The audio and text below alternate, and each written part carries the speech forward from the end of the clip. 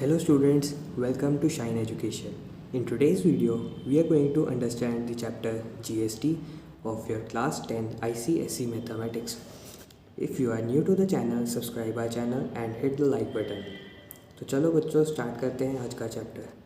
आपने एक चीज़ नोटिस की होगी कि जब भी हम किसी रेस्टोरेंट या मॉल में शॉपिंग करने जाते हैं तो वहाँ पर बिल के ऊपर हमें GST दिखाई देता है जो हमें पे करना पड़ता है। अब आपके दिमाग में एक क्वेश्चन आया होगा कि आखिर ये GST होता क्या है। तो GST की फुल फॉर्म होती है गुड्स एंड सर्विसेज टैक्स। जैसा कि आप वीडियो में देख सकते हैं, goods and services tax GST की फुल फॉर्म है।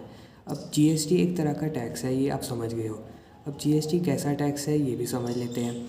GST एक इनडायरेक्ट टैक्स है जो कि गुड्स एंड सर्विसेज पे लागू किया जाता है। नेक्स्ट है हमारे पास types of tax under GST। आगे बढ़ने से पहले मैं आपसे एक चीज़ कहना चाहता हूँ कि अगर आप किसी भी सब्जेक्ट के किसी भी टॉपिक या किसी भी चैप्टर पर वीडियो चाहते हैं तो आप कमेंट सेक्शन में मुझे बता सकते हैं। मैं उस टॉपिक या उस चैप्टर पर सबसे पहले वीडियो बनाने की पूरी कोशिश करूँगा। और अगर अभी तक आप चैनल को सब्सक्राइब नहीं करा है और वीडियो को लाइक नहीं करा है तो जल्द से जल्द हमारे चैनल को सब्सक्राइब कर दीजिए और वीडियो को लाइक कर दीजिए। तो आगे बढ़ते हैं।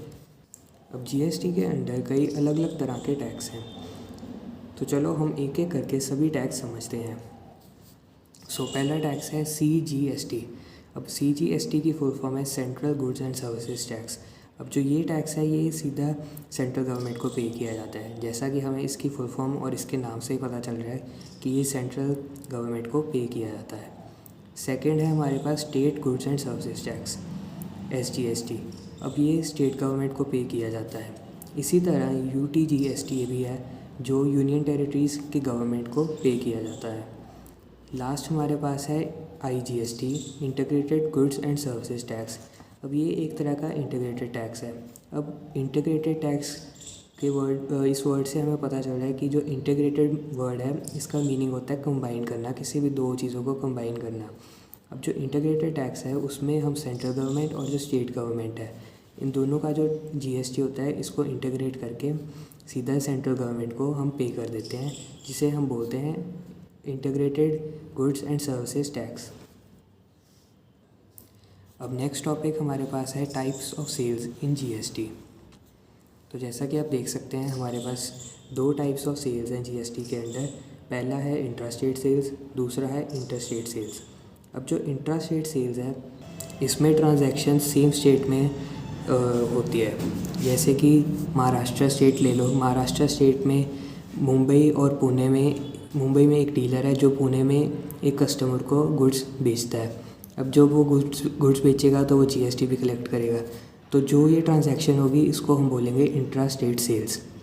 ऐसे ही हमारे पास है इंटरस्टेट सेल्स। अब जो इंटरस्टेट सेल्स है ये इंट्रास्टेट के बिल्कुल ऑपोजिट है। इंटरस्टेट सेल्स में क्या होता है कि जो ट्रांजैक्शन होती है वो डिफरेंट स्टेट्स के बीच में होती है। जैसे कि महाराष्ट्र में एक डीलर है और पंजाब में एक कस्टमर है। महाराष्ट्र के डीलर ने पंजाब के कस्टमर को गुड्स बेच दिए और जब वो GST कलेक्ट करेगा तो हम इस ट्रांजैक्शन को क्या बोलेंगे, हम इस ट्रांजैक्शन को बोलेंगे एक इंटरस्टेट सेल्स ट्रांजैक्शन। ऐसे ही हम एक और एग्जांपल ले लेते हैं। जैसे महाराष्ट्र में डीलर है और तमिलनाडु में कस्टमर है। अब जब महाराष्ट्र का डीलर तमिलनाडु के कस्टमर को गुड्स बेचेगा और GST कलेक्ट करेगा तो हम इस ट्रांजैक्शन को बोल सकते हैं इंटरस्टेट सेल्स ट्रांजैक्शन। अब आगे हमारे पास है GST रेट स्ट्रक्चर। अब GST रेट स्ट्रक्चर जो है ये जो कॉमन परसेंटेजेस हैं जो कि इन परसेंटेजेस के अकॉर्डिंग हम GST पे करते हैं किसी भी गुड्स एंड सर्विसेज पे। जैसे कि 5% GST हम पे करते हैं, 12%, 18% या 28%। नेक्स्ट हमारे पास है टर्म्स रिलेटेड टू GST। अभी जो ये दो टर्म्स है ये बहुत इंपॉर्टेंट टर्म्स है। अगर आप इन दो टर्म्स को अच्छी तरह समझ लोगे तो आप किसी भी GST चैप्टर के क्वेश्चन को इजीली सॉल्व कर सकते हो और आपके GST चैप्टर में फुल मार्क्स ही आएंगे। पहली टर्म है इनपुट GST। अब जो GST डीलर पे करता है, मान लो एक मैन्युफैक्चरर है, एक डीलर है और एक कस्टमर है। अब जब मैन्युफैक्चरर ने डीलर को गुड्स बेचे तो वो डीलर से GST कलेक्ट भी करेगा और डीलर को पे भी करना पड़ेगा GST। तो जो GST डीलर मैन्युफैक्चरर को पे करेगा उसे हम बोल देते हैं इनपुट GST। दूसरा है हमारे पास आउटपुट जीएसटी।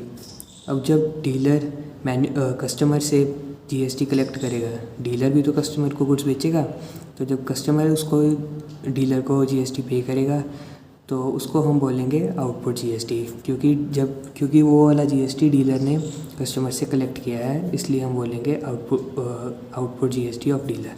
इसी के साथ हमारा चैप्टर ख़त्म होता है। अगर आप चाहते हैं मैं इसकी एक्सरसाइजेज भी सॉल्व करूं तो आप मुझे कमेंट सेक्शन में बता सकते हैं। तब तक के लिए good bye and stay tuned for more upcoming videos from your favourite channel.